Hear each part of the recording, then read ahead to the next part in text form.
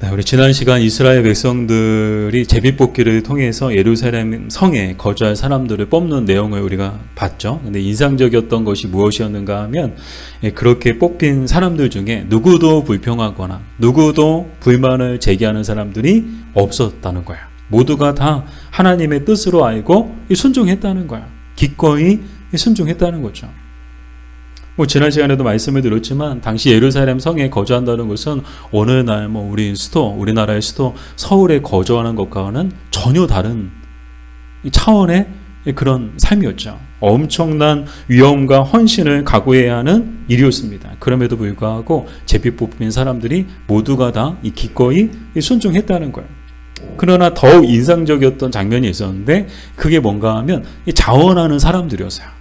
아니 제비 뽑힌 사람들이야 어쩔 수 없다고 생각해요. 그냥 어쩔 수 없이 그냥 그래 이것도 하나님 뜻으로 받고 그냥 운명으로 받고 그냥 어떻게 예루살렘에서 살아야지 그렇게 생각할 수 있는데 이 자원하는 사람들은요 굳이 나서지 않아도 되는 상황이었어요. 그럼에도 불구하고 자원하는 사람들이 나서서 자기들이 스스로 예루살렘 성에 살겠다고 나온 거예요. 그들은 어떤 마음이었을까? 하나보다는 둘이 낫고 둘보다는 셋이 낫지 않겠느냐 그런 마음으로 또 무엇보다도 하나님을 사랑하고 이스라엘을 사랑하며 예루살렘을 사랑하기에 자원했던 것이었죠. 지난주 말씀을 묵상하면서 정말 우리에게도 이런 믿음과 이런 마음이 있었으면 좋겠다고 계속 이제 생각이 되는 거예요. 왜요? 오늘날 이런 믿음과 이런 마음이 굉장히 희귀해진 시대에 우리는 살고 있거든요. 우리 모습을 보더라도 그렇지 않나요? 순종 안 해요. 자원 안 해요. 순종하시고 좀 자원 좀 하시고 아무리 광고해도요 나서지 않아요. 나서는 사람들이 없어요. 왜 내가 해야 되냐고 다시 하자고 그러고요. 제비뽑기 다시 하자고 막.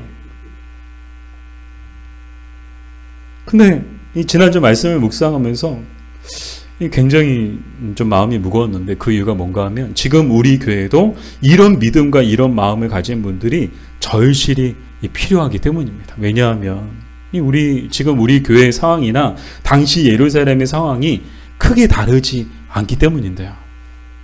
우리 교회도 예루살렘 성벽이 무너진 것만큼이나 크고 어려운 일을 겪었습니다. 5개월 동안 우리 예배당 없이 다른 교회 예배당을 빌려서 모여야 했습니다. 그러나 눈물의 기도와 하나님의 은혜로 이렇게 좋은 예배당을 얻게 되었고 또한 성도님들의 헌금으로 예배당이 이렇게 좋은 의자와 저 아름다운 악기들과 좋은 것들로 가득 채워지게 되었습니다. 여러분 아시잖아요. 월세됐을 때만 해도 아무것도 없었어요. 텅 비었어요. 사무실 쓰던 공간에 그냥 우리가 이제 그냥 몇 가지 그냥 의자 몇 개, 테이블 몇 개만 딱 놓고 아무것도 없었어요. 여기서 예배를 드려야 했는데 정말 여러분들 이렇게 헌금해 주시고 또 하나님의 은혜로 이렇게 좋은 곳에서 이렇게 아름다운 공간 안에서 또 이렇게 좋은 의자와 또 좋은 악기들, 아름다운 악기들로 이렇게 하나님 앞에 예배할 수 있게 되었죠. 그런데 이렇게 좋은 예배당이 마련되면 뭐하나요? 이곳에서 예배드리고 기도하며 이곳을 지킬 사람이 없는데요. 너무 속상한 거야. 너무 안타까운 거야. 성벽을 세웠지만 성벽을 지킬 사람이 없었던 예루살렘이나 오늘 우리 교회나 크게 다르지 않다는 것을 오늘 지난주 말씀을 묵상하면서 깨닫게 되었거든요. 성벽을 세우는 것보다 중요한 건 뭐라고요? 지키는 것이다. 이스라엘 사람들이 왜 제비뽑기를 통해서 의무적으로 이 10분의 1을 예루살렘 성에 거주하게 했나? 이 성을 지키기 위해서. 누군가는 꼭 해야 되는 일, 이 성을 반드시 지키기 위해서 그렇게 사람들이 제비뽑기를 했고 제비뽑기를 통해서 뽑힌 사람들은 기꺼이 순종했고 뿐만 아니라 자원하는 사람들까지 나서서 성을 지키겠다고 했습니다. 이스라엘 사람들은 결코 멀리서 그냥 마음으로만 하나님이 지켜주시겠지, 하나님이 함께해 주실 거야, 멀리서 그냥 마음으로만 그렇게 생각하고 마음으로만 기도하지 않았습니다. 엄청난 희생과 헌신을 각오하고 예루살렘에 거주하며 밤낮으로 지켰다는 거야. 사랑하는 여러분, 우리도 그래야 합니다. 예배의 자리에 나와서 예배하고 기도의 자리에 나와서 기도하는 것이 우리 교회를 지키는 것이고, 나아가 교회를 지키는 것이 그 자신의 믿음과 가정을 지키는 것인 줄 믿습니다.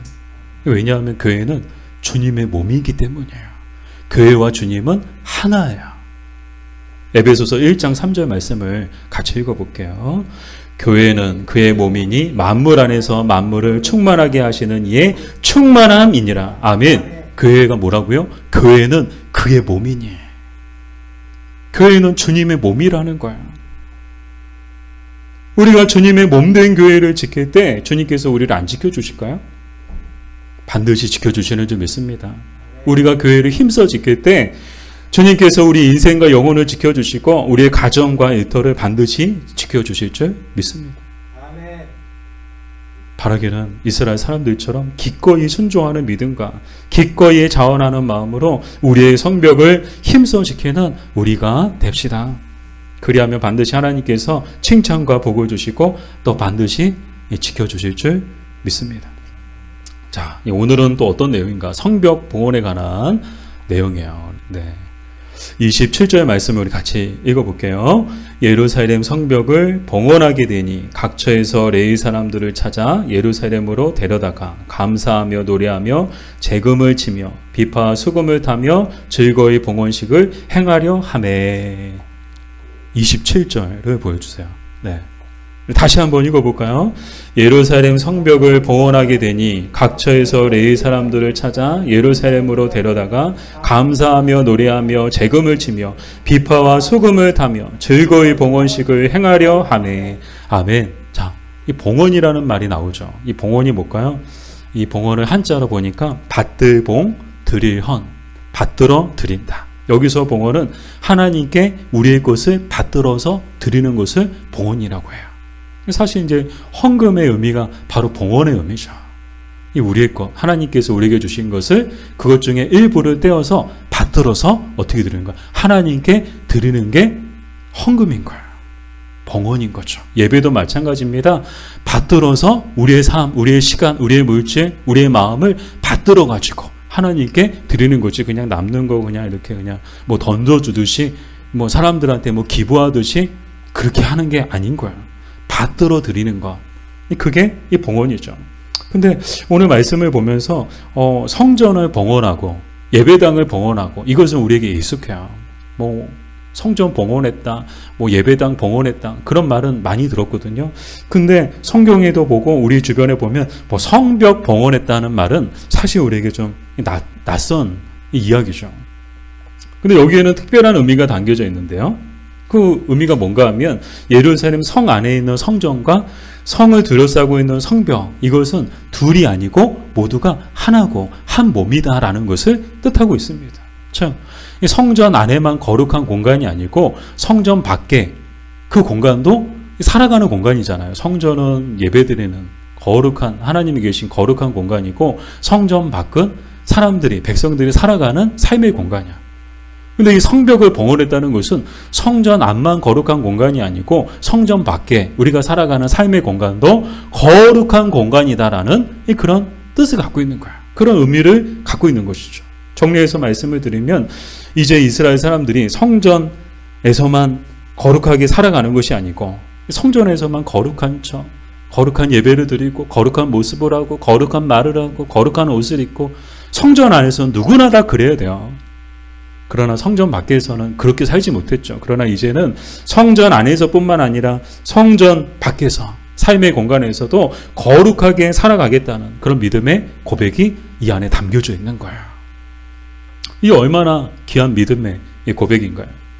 근데 이 고백은 어쩌다 우연히 생긴 것이 아닙니다. 그들의 역사 가운데 잊을 수 없고 씻을 수 없는 쓰라린 고통, 그 고난을 통해서 갖게 된 것이죠. 그냥 얻어진 게 아니라는 거야. 인생의 중요한 교훈, 중요한 깨달음은요, 그냥 뭐 소파에 앉아있다가 깨달아지는 게 아닌 거야. 길을 걷다 그냥 갑자기 막 떠오르고 갑자기 막 생기고 그러는 게 아닌 거예요. 이 인생의 말로 다 표현할 수 없는 그런 어려움, 쓰라린 아픔, 그 순간에 우리는 깨닫게 되죠. 그 순간에 얻게 되는 것이 바로 이런 깨달음인 거죠. 이스라엘 백성들도 그들의 역사 가운데 이 귀한 믿음의 고백이 그냥 막 하루아침에 자고 일어났더니 갑자기 믿음이 생긴 게 아니었던 거야. 말로 다 할 수 없는 그런 고난 가운데서 그 고난을 통해서 깨닫게 된 것이죠. 바꾸어 생각하면 그들의 역사 가운데 고난이 없었다면 결코 이런 믿음을 가지지 못했을 것입니다. 그래서 이들은 이 고난을 통해서 이 깨달은 믿음을 통해서 그동안 자신들이 얼마나 형식적이고 얼마나 가식적이며 얼마나 이중적으로 살아왔는지, 성전 안에서의 모습과 성전 밖에서의 모습이 얼마나 달랐는지, 그래서 이제부터는 모든 외식과 위선, 가식을 버리고 진실한 모습으로 삶을 살아가겠다는 그런 고백이 바로 이 안에 담겨져 있는 거예요. 사랑하는 여러분, 우리에게도 이런 믿음이 있어야 합니다. 우리의 삶이라는 성벽을 봉헌해야 합니다. 로마서 12장 1절 말씀을 우리 같이 읽어볼게요. 너희 몸을 하나님이 기뻐하시는 거룩한 산제물로 드리라. 이는 너희가 드릴 영적 예배니라. 아멘. 이 몸을 드린다, 인신제사를 뜻하는 것이 아닙니다. 여기서 몸이란 헤라어 소마로, 이 소말은 단순한 몸이 아니라 하나의 인격을 가진 전인을 말하는 거예요. 전인. 즉 자신의 전 존재를 의미하고 보다 실천적인 의미로는 매일매일 자신의 삶 전체를 의미하는 거예요. 즉 이 몸을 하나님 앞에 산제물로 드린다는 것은 매일매일의 우리의 삶을 하나님께 드린다라는 뜻을 갖고 있는 거예요. 오늘 우리가 드려야 된 참된 예배가 무엇이냐? 죽은 예배가 있고, 저는 좀 씁쓸했는데 예배에도 죽은 예배가 있고요, 살아있는 예배가 있대요. 오늘 주보에도 그 비슷한 내용이 실어져 있는데 예배에도 죽은 예배가 있고 살아있는 예배가 있다는 거예요. 죽은 예배란 어떤 예배인가? 마음이 닫힌 상태에서 드리는 예배.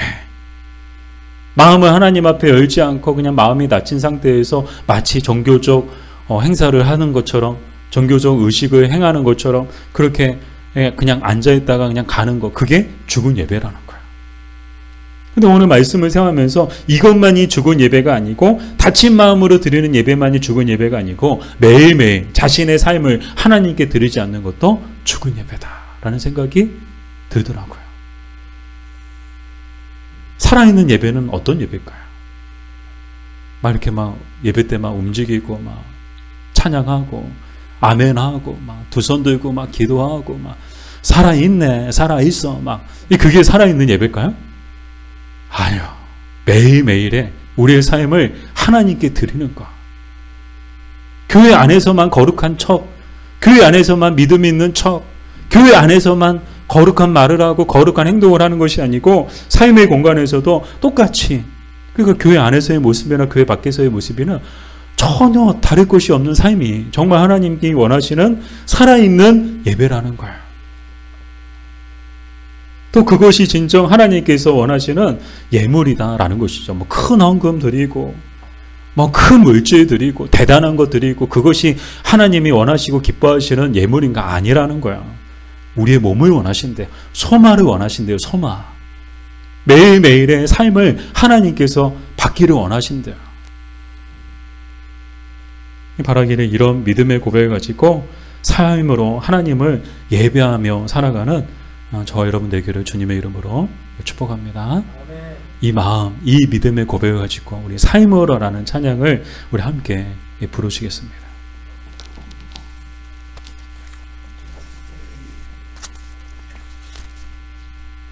세상의 부와 세상의 명예, 세상 자랑 모두 내려놓고 우리 가사를 생각하며 부르시겠습니다.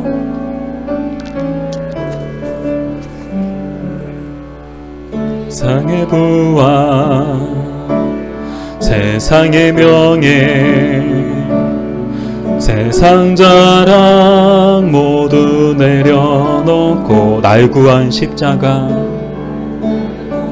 나의 씻긴 보혈, 주의 은혜를 깊이 생각합니다. 우리 다시 한번 고백할까요? 세상의 부와 세상의 명예, 세상의 부와 세상의 명예, 세상 자랑 모두 내려놓고 날 구한 십자가 날 씻긴 모여 주의 은혜를 깊이 생각 나의 나 된 것 내 모든 것 다 거저받은 선물 내 삶을 은혜로 가득 채워주셨습니다. 나의 나 된 것 내 모든 것 다 거저받은 선물입니다. 내 삶을 주신 분께 다시 올려드리기 원합니다. 다시 올려드리니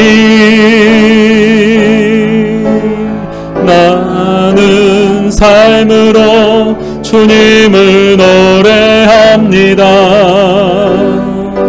나를 통하여 주님만 높임 받으소서. 나는 삶으로 주님을 예배합니다. 나의 삶을 빛으로 나는 삶으로 주님을 노래합니다. 나를 통하여 주님만 높임 받으소서. 나는 삶으로 주님을 예배하기 원합니다. 나의 삶을 빛으로 사용하여 주소서. 우리 마지막으로 다시 한번 고백할까요? 나는 삶으로 주님을 노래합니다. 삶으로 주님을 노래합니다.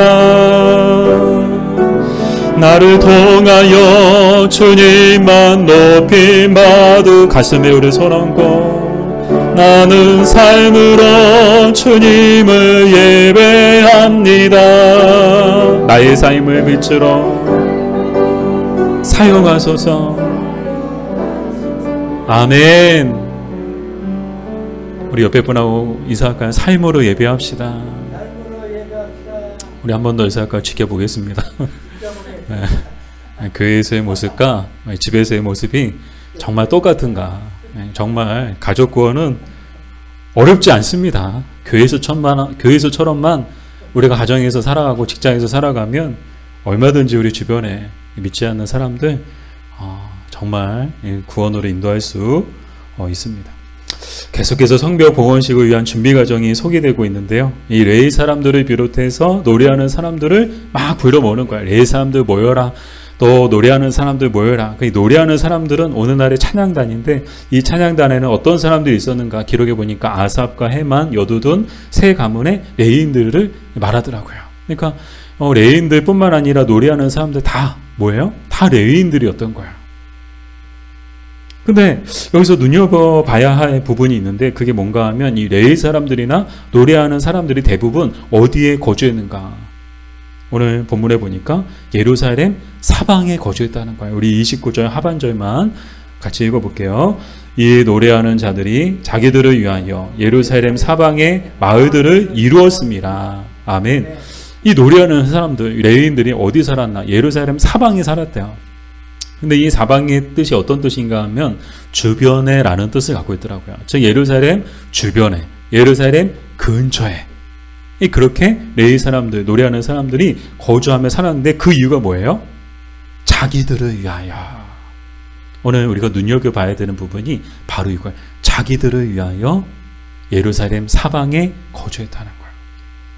그래서 이 자기들을 위하여라는 말의 뜻이 무엇인가 하면 정확하게 말하면 자기들의 사명을 위해서지 인간적인 편의와 안위를 위해서가 아니라는 뜻이에요.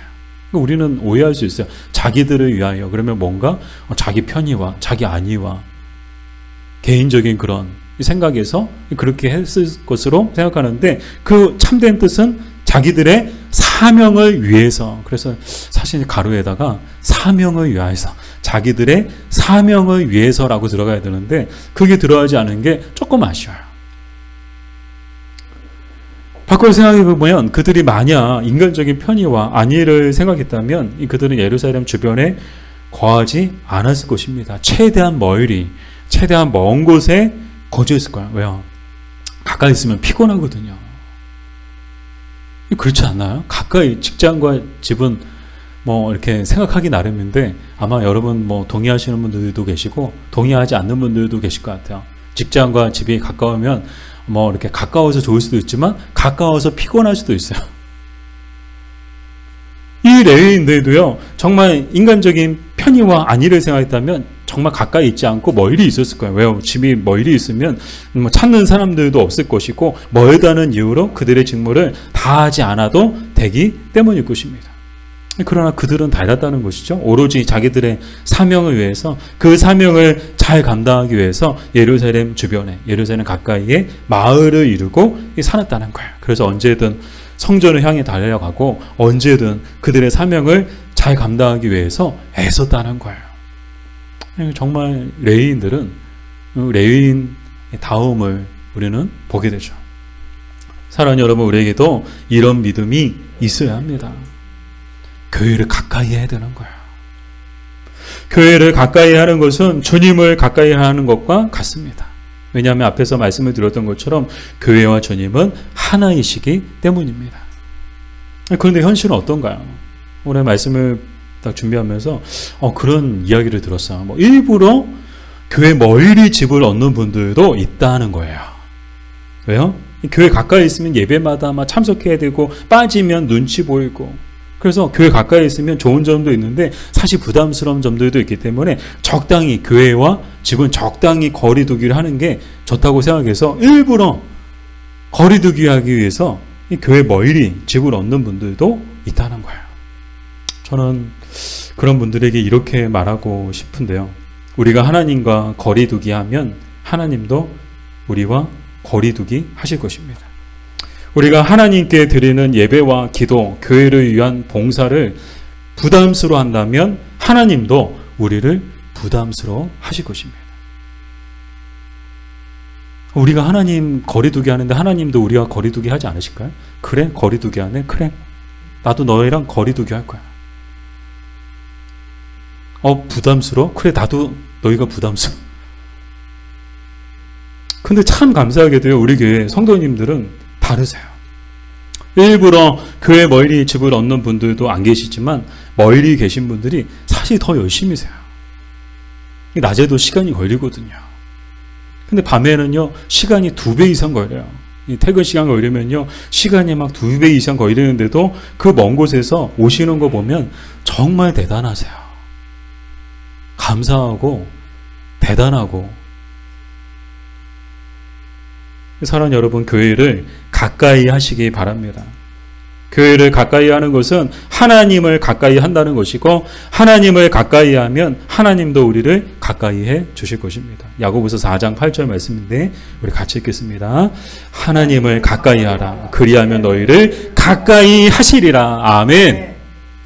뭐 거리두기 하신다는 말은 사실 없어요. 여러분 오해하지 마세요. 근데 하나님을 가까이 하면 하나님도 반드시 너희를 가까이 해 주신다는 거예요. 하나님을 가까이 하는 사람들을 하나님이 가까이 해 주신다는 거예요. 이런 은혜가 저 여러분 모두에게 있었으면 좋겠습니다. 계속해서 본격적으로 봉헌식이 시작되는 장면을 우리는 보게 되는데, 어느 날 건물 앞에서 테이프 끊는 것과는 다르죠. 제사장과 레위 사람들이 몸을 정결하게 하고 또 백성과 성문과 성벽을 정결하게 합니다. 그리고 사람들을 두 무리로 나누어서 한쪽은 오른쪽에서 한쪽은 왼쪽에서 이 성벽 위를 돌게 하는데, 그냥 도는 것이 아니고 감사 찬송 부르며 돌게 하는 거예요. 자, 이렇게 한 이유는 뭔가 하면요, 1차적으로는요, 대적들에게 보여주기 위해서 그랬던 거예요. 이 대적들이 어떻게 이 성벽 공사할 때 방해했어요. 막 댓글 달아가면서, 야, 이거 여호가 올라가도 막 무너질 거다. 막 악플 달아가면서 막 악플로 막 공격했잖아요. 막 손가락질하고 뭐 조롱하고 비방하고, 야, 여호가 올라가도 무너질 거야, 저 성벽은. 그런데 어떻게 됐어요? 정말 견고하고 튼튼한 성이 딱 만들어져가지고 그 백성들이 막 올라가가지고 그 위를 막 걸어 다니는데도 끔찍하지도 않았어요. 흔들리지도 않았어요. 그만큼 견고한 성이 되었음을 대적들에게 보여주기 위해서 이렇게 돌았던 거예요. 그러나 이렇게 감사 찬양하는 무리로 성벽을 거니게 한 가장 큰 이유는 뭔가 하면 하나님의 도우심으로 성벽을 재건하게 되었음에 하나님께 모든 영광과 모든 감사와 모든 찬송을 올려드리기 위해서였다는 거예요. 그러니까 사람들이 보여주기 위한 것이 아니고 그것은 1차적인 이유겠지만 궁극적인 이유는 하나님께 정말 가장 높은 것 이 성벽 위에서 하나님이 세우신 이 성벽 위에서 하나님의 그 영광과 그 하나님의 은혜를 그 하나님의 이름을 높여 찬양하기 위해서 이 성벽 위를 돌아다니면서 감사 찬양했다는 거예요. 그리고 이렇게 봉헌식이 진행되는 동안 당시 분위기는 어떠했을까요? 궁금하시죠? 현장에 느헤미야 기자가 나가 있는데요. 현장을 연결해 보겠습니다. 우리 43절 같이 한번 읽어볼게요. 이날에 무리가 큰 제사를 드리고 심히 즐거워했으니 이는 하나님이 크게 즐거워하게 하셨습니다. 부녀와 어린아이도 즐거워했으므로 예루살렘이 즐거워하는 소리가 멀리 들렸느니라. 아멘. 남녀노소 불문하고 모두가 크게 기뻐하고 즐거워했다는 거야. 얼마나 기뻤을까요? 만감이 교차했을 거예요. 그리고 지나온 시간들이 파노라마처럼 막 지나갔을 것 같아요. 나라가 망하고 포로로 끌려가 죽을 고생했던 시간들이 막 떠오르지 않았을까요? 그리고 우여곡절 끝에 고향에 돌아왔는데 폐허가 되어버린 예루살렘을 보면서 눈물로 보냈던 시간들이 또 떠오르지 않았을까요? 그 가운데서도 다시금 이 성벽, 무너진 성벽을 세워보려고 노력했지만 번번이 대적들의 방해로 무산됐던 시간들이 또 떠오르고 어느새 자포자기하며 주저앉아 있던 이 그들의 모습들이 또 떠올랐을 것이고요. 그러다가 이제 혜성처럼 느헤미야가 등장해서 느헤미야를 통해서 성벽이 막 올라가기 시작했죠. 그러나 결코 쉽지 않았습니다. 한 손에 창을 들고 한 손에 삽을 들고 잠도 제대로 자지 못하고 밥도 제대로 먹지 못하며 50일간 밤낮으로 열심히 성벽을 지었죠. 그 시간들이 막 지나갔을 거예요. 그리고 드디어 무너진 예루살렘 성벽이 재건되었을 때 얼마나 기뻤을까요? 근데 그 기쁨이 어디서 오는 것인가? 우리가 열심히, 그래도 내가 열심히 살아서, 우리가 열심히 살아서, 이렇게 열심히 일해서, 우리가 이뤘다. 아니요. 이스라엘 백성들의 마음은 오직 하나님께서 우리에게 은혜를 베풀어 주시고, 하나님이 도와주셔서 이 성벽을 세울 수 있었다는 거예요. 그래서 이 기쁨, 이 성벽을 재건했을 때 이 기쁨과 이 감사는 다 어디서 오는 것인가? 하나님께로부터 오는 것임을 고백하고 있는 거예요. 그래서 하나님께서 우리에게 큰 기쁨을 주셔서 우리가 크게 기뻐하고 또 크게 감사하며 하나님을 찬양하고 있다는 뜻이 바로 이 50 우리가 읽었던 4절에 34절에 31절에 아니죠, 몇 절이죠? 43절의 말씀이죠. 사랑하는 여러분, 우리의 모습에도 보면요, 하나님은 어떤 분이신가? 세상과 사람은 늘 우리에게 슬픔을 주고 고난을 주고요, 상처와 아픔을 주고 두려움과 걱정과 절망만 줄 뿐입니다. 그러나 하나님은 항상 우리에게 기쁨을 주시고 위로와 평안을 주시며 담대함과 소망을 주시는 분이신 줄 믿습니다. 여러분 생각해 보세요. 하나님이 우리에게 주신 것, 세상과 사람이 우리에게 준 것과 비교할 수 있을까요? 이스라엘 사람들만 큰 기쁨을 주신 것이 아니고 오늘 우리에게도 똑같은 큰 기쁨을 우리 인생 가운데 베풀어 주신 줄 믿습니다. 우리 인생 가운데도 큰 기쁨을 주셨어요. 여러분 살아오면서 가장 큰 기쁨이 뭘까요? 나 같은 죄인 구원해 주신 게 가장 큰 기쁨이지 않을까요? 죽어서 멸망할 수밖에 없는, 지옥 갈 수밖에 없는 인생을 만나 주셔서 나에게 은혜 베풀어 주셔서 믿음을 가지게 해주신 거, 이것이 정말 우리에게 주신 큰 기쁨 아닐까요? 우리 인생 가운데도요, 말로 다 할 수 없는 어렵고 힘든 일도 있었고, 그래서 무너지고 잃어버린 것들도 참 많았습니다. 그러나 무너진 것을 다시 일으켜 세우고 잃어버린 것들을 다시 찾을 수 있었던 것, 때론 잃어버린 것들보다 더 좋은 것을 얻음은 모두 하나님의 은혜였으며 하나님이 하신 일인 줄 믿습니다. 하나님이 하신 일이죠. 내가 열심히 살아서, 내가 열심히 노력해서, 내가 이루고, 내가 다시금 일으켜 세우고, 내가 다시 찾고, 내가 얻게 되고 아니죠. 우리도 이스라엘 사람들처럼 똑같이 고백할 수밖에 없는 거야. 이 성벽에 올라갔을 때 우리가 했다, 우리가 해냈다, 와, 아자, 와, 막 아니요. 하나님이 하셨다. 하나님이 하신 일이다. 그래서 모든 영광을 다 하나님께 올려드리는 거야. 모든 감사를 야 고생했다, 수고했다, 느헤미야 대단하다, 와 느헤미야 와 아니요. 모든 영광을 하나님께, 모든 기쁨과 모든 감사와 모든 찬송을 다 하나님께 올려드리기 위해서 성벽 위를 거니면서 그렇게 감사 찬송했다는 거예요. 사랑하는 여러분, 우리도 늘 하나님 앞에 이 모습으로, 이 믿음으로, 이 마음으로 살아가야 하는 줄 믿습니다. 정말 무너진 성벽 위에 올라갔을 때 사람들의 마음이 어땠을까요? 얼마나 기뻤을까요? 우리 인생 가운데에도 하나님이 때로는 무너진 그 앞에서 눈물 흘리게 하시는 날들도 있겠지만 때로는 정말 이스라엘 사람들처럼 그 성벽 위에 올라가게 하시는 날도 반드시 있을 줄 믿습니다. 그럴 때 여러분 똑같이 우리도 하나님 앞에 모든 영광을 하나님께, 연말 시상식이 다가오고 있어요.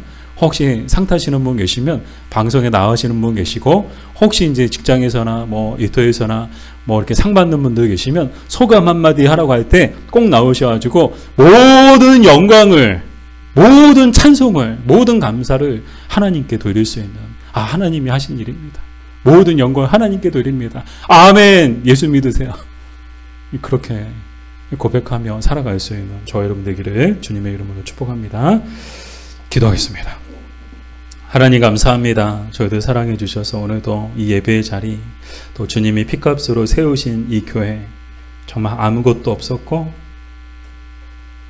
예배당조차도 없어서 다른 교회에서 예배드려야 했던 그 많은 시간들, 그럼에도 불구하고 우리의 기도를 들어주시고 우리에게 은혜 베풀어 주셔서 이렇게 좋은 곳에서 예배하고 또 같이 성도의 교제를 나눌 수 있도록 또 지금까지 함께 해주시고 지켜주셔서 감사합니다. 우리 인생 가운데 베푸시는 큰 기쁨으로 말미암아 늘 기뻐하며 감사하며 하나님을 찬송하며 하나님을 높이며 살아갈 수 있는 저희들 되게 하여 주시옵소서. 예수님의 이름으로 기도드립니다. 아멘.